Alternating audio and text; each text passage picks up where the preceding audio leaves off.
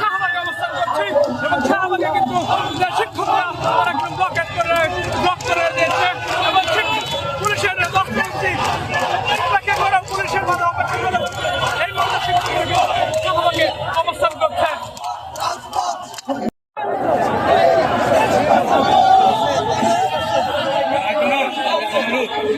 আপনাদের দেখানোর চেষ্টা করছি যে শাহবাগে এসে কিন্তু অনেক শিক্ষার্থী কিন্তু সেখানে কিন্তু শুয়ে পড়েছে এবং আপনারা দেখতে পাচ্ছেন যে এখানে যাদের 20% দাবিতে কিন্তু এখানে শুয়ে পড়েছে।